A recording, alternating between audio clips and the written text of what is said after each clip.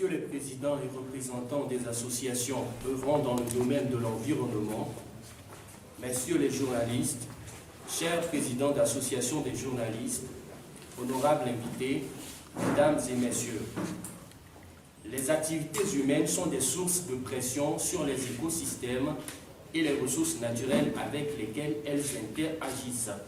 Ces pressions s'accroissent sous l'influence d'une population plus nombreuse et du niveau de consommation individuelle.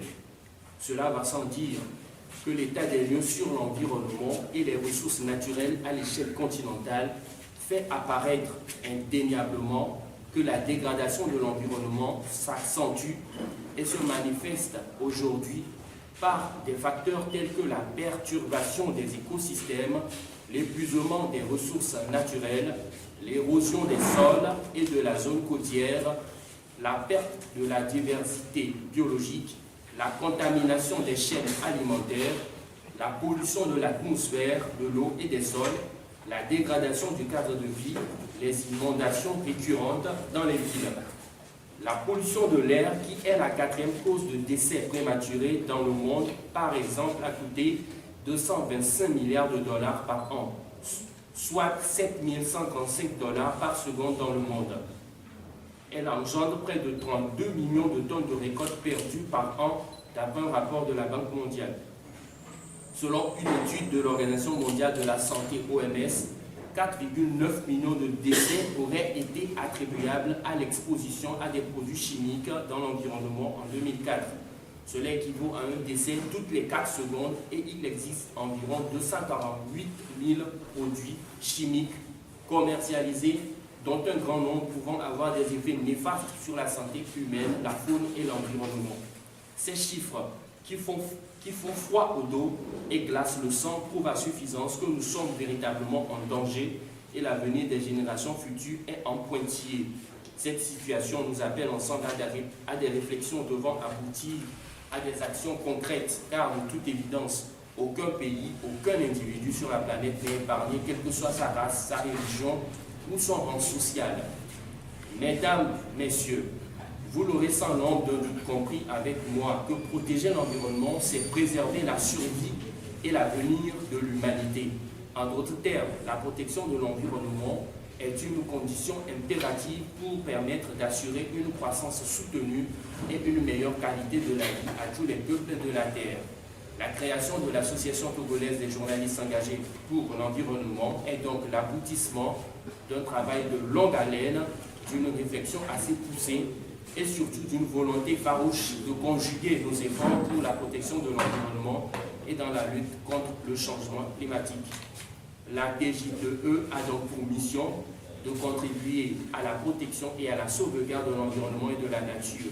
Explicitement, les membres de l'association se sont assignés comme objectif de fournir une information complète, vérifiée et objective sur les grandes questions liées à l'environnement, couvrir les événements organisés par les associations de protection de l'environnement, organiser des colloques, former les jeunes élèves, étudiants et journalistes sur les thématiques liées à l'environnement et sensibiliser régulièrement les Togolais sur des actions citoyennes allant dans le sens de la protection de l'environnement. Par ailleurs, l'association entend travailler en collaboration avec les pouvoirs publics dans tous leurs efforts en faveur de l'environnement. Au besoin, elle peut élargir également le champ de ses actions au domaine de l'eau, de l'assainissement et la santé. Mesdames et messieurs, cette mission, c'est ensemble avec vous, acteurs de l'environnement, confrères journalistes, éco-entrepreneurs, etc., que nous allons la remplir. Il s'avère important de nous rappeler qu'en Europe, une petite fille suédoise âgée de 15 ans incarne depuis quelque temps à elle seule le symbole d'une lutte désintéressée contre le changement climatique. La jeune Greta Thunberg, puisque c'est d'elle qu'il s'agit, est allée même jusqu'à refuser un prix pour l'environnement, arguant qu'il est nécessaire que la science soit écoutée par les grands dirigeants. Il est bien vrai, nous ne pourrons pas être tous des Greta Thunberg, mais nous pourrons agir chacun selon ses moyens, ses capacités.